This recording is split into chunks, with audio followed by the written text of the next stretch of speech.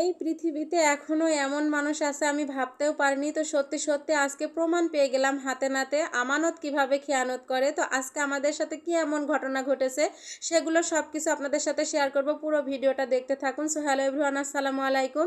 সকালবেলা ঘুম থেকে উঠে আমার আব্বু ফোন করেছিল যে আজকে সে চুয়াডাঙ্গায় আসবে, আমার জন্য এক ব্যাগ ভর্তি লেবু নিয়ে আসবে, সেটা আমার বাসায় পৌঁছে দিতে পারবে না।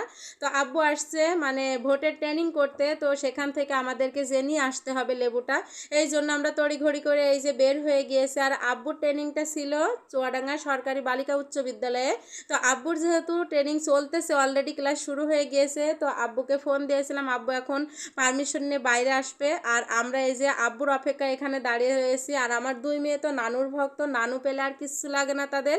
তো এখানে এই যে দাঁড়িয়ে আছে, আমার আব্বু আসবে মানে যে যিনি ক্লাস করাছিল তার কাছ থেকে মানে পারমিশনটা তো নিয়ে আসতে হবে। এই কারণে এই যে একটু বাইরে বেরিয়ে আমাদের লেবুটা এখন আমাদের কাছে দেবে। আর আব্বু যেহেতু ক্লাসরুমে ছিল, এই কারণে এই যে দেখতে পাচ্ছেন আমার আব্বু চলে এসেছে। এসে এই যে নাতনিকে কোলে নিয়ে খুবই তড়িঘড়ি, আর আব্বু কিন্তু ক্লাসরুমে ছিল, লেবুটা সাথে নিতে পারেনি, এক জায়গায় রেখে এসেছিল, সেখান থেকে এখন লেবুটা আমাদেরকে দিবে, এই জন্য তড়িঘড়ি করে যাচ্ছে। আর এই যে তাসিনের বাবা মোটরসাইকেল, আর আমি একটু রোডে হাঁটতেছিলাম, এত এত রোদ ছিল আর আমার প্রচণ্ড গরম লাগতেছিল। তো আমি ভাবতেছিলাম যে আমরা মেয়েরা বাসার মধ্য থেকে কাজ করতে গিয়ে হাঁপিয়ে যাচ্ছি, আর বাহিরে পুরুষগুলো বের হয়ে এই রোদ গরমে কিভাবে ইনকাম করে এনে আমাদেরকে খাওয়াচ্ছে, সেই ফিলটা আজকে সত্যিই হলো।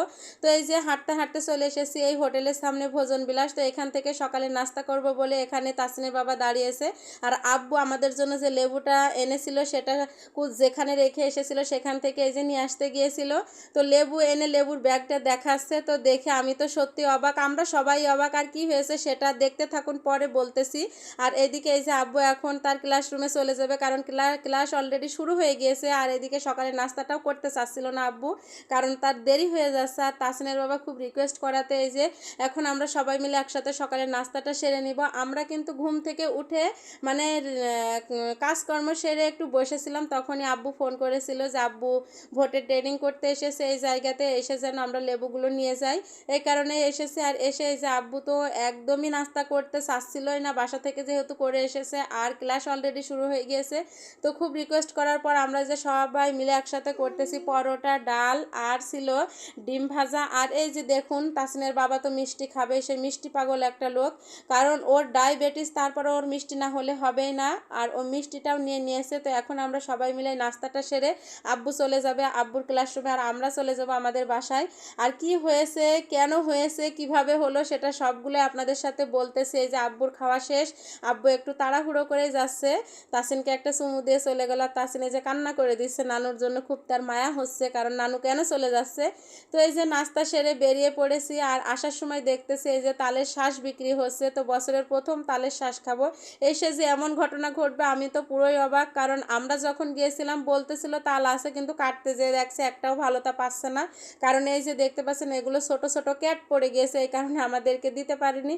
যাই হোক, তারপরও এখান থেকে ছোট ছোট কয়েকটা কেটে দিয়েছিল, আর আমি এই যে নিয়েছি, আর নিয়ে এবার বাসায় চলে আসবো। এসে খেয়েছিলাম কিন্তু একটুও মজা পাইনি।